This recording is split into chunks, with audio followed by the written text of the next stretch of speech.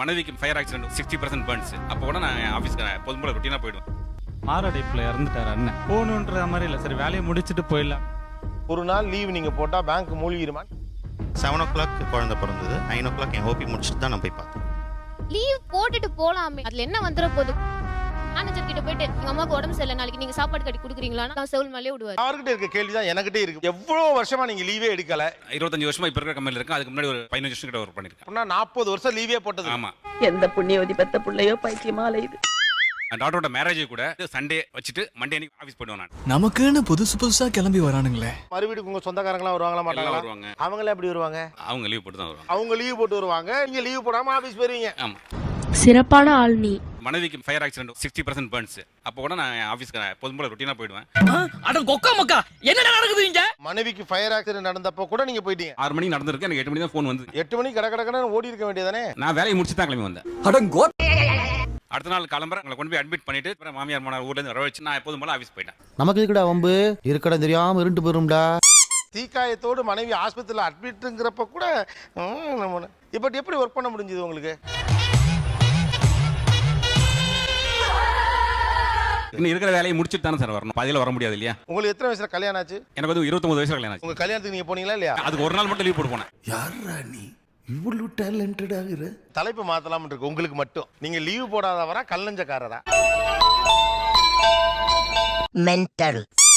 Delivery time 6 o'clock எனக்கு வந்து phone வருது, இந்த மாதிரி பனி கூட உடஞ்சிருச்சு. அதுக்கப்புறம் 4 hours இங்கே ஏரியா சென்னை முடிச்சுட்டு நைட்டு 2 o'clock தான் போயிட்டு ரீச் ஆனோம்.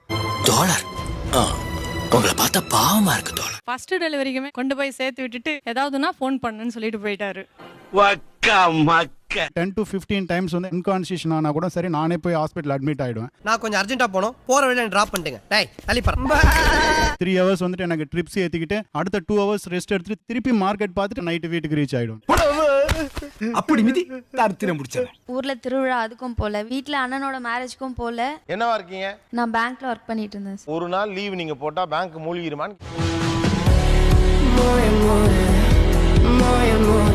மாரடைப்பில் இறந்துட்டார் அண்ணன். போகணுன்ற மாதிரி இல்லை, சரி வேலையை முடிச்சுட்டு போயிடலாம். இறப்புன்றது தவிர்க்க முடியாதது. அதே போல பிறப்பும் சாதாரணமான ஒரு விஷயம். பிறப்பு சாதாரணம், இறப்பு சாதாரணம், ஆபீஸ் அசாதாரணம். நான் இப்படி சிரிச்சுக்கிட்டு தான் இருப்பேன். ஆனா கோவம் மட்டும். மனைவி வந்து வழக்கறிஞரா இருக்காங்க. அவங்க பட்டமளிப்பு விழா போய் விட்டுட்டு வேலைக்கு போயிட்டு அது ஒரு சாதாரண நிகழ்வா பாக்குறோம். எல்லாமே சாதாரண நிகழ்வு தான். எனக்கு ஏதாவது ஒத்துங்க வாயில குடிக்கும் போல. பிறப்பு, இறப்பு, மனைவி பட்டமளிப்பு எல்லாமே சாதாரணம். எது முக்கியம் வாழ்க்கையில? மகிழ்ச்சி ரொம்ப முக்கியம். இவன் சரியான பைத்தியம் இல்ல, சரியாகாத பைத்தியம்டா.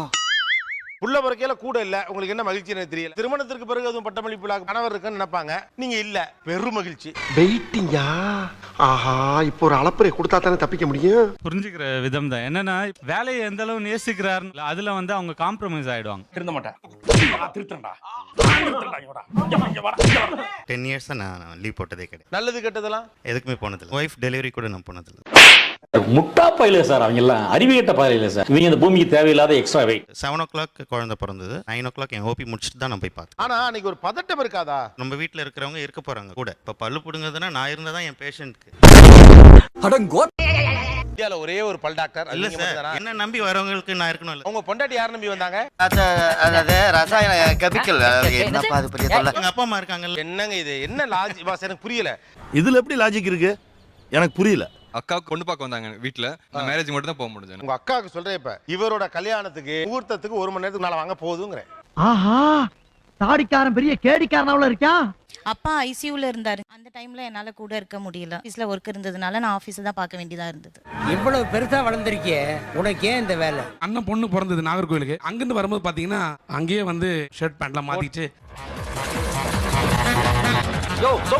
அக்காவுக்கு வளகாப்பு. அண்ணன் வர முடிஞ்சது, அதனால வர முடியல. உங்க அண்ணன் எங்க இருக்காரு? கென்யால இருக்கு. நீங்க எங்க இருந்தீங்க? வளசரால தான் ஒர்க் பண்ணேன். அடேப்பா, எவ்வளவு தூரம்?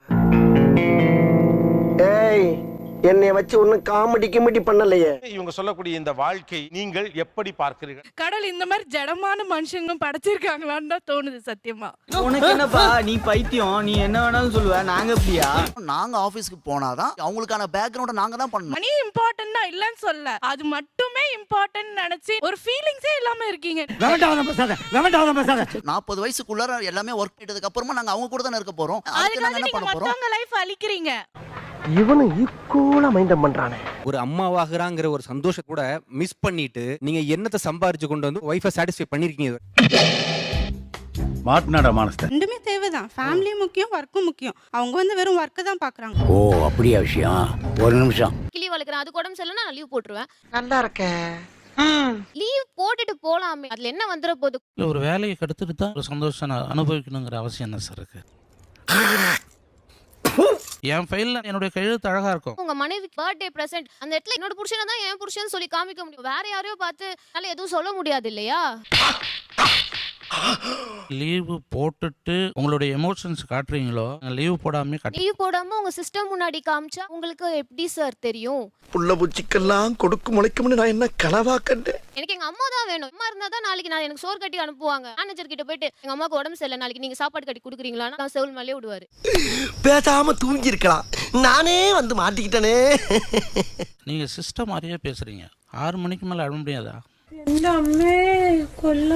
ஏன் இவ்வளவு இன்சென்சிபிளா பேசுறீங்க? நானுமே தான் கேக்குறேன். 6 மணிக்கு மேல அழ முடியாதா? இது என்ன எனக்கு புரியவே இல்லை. அவங்க சொல்றது வேலையை விட்டுட்டு போயிட்டு அழுதுட்டு வரணும்னு சொல்றாங்க. நீ ஒரு கேனையன் தெரியும் சௌத்ரி, ஆனா கேனக்கு இப்பதான் தெரிஞ்சுக்கிட்டேன். உங்கள் மீது காதல் ஆசையா இருக்கு, உங்களுக்கு ஒரு முத்தம் வேண்டும்.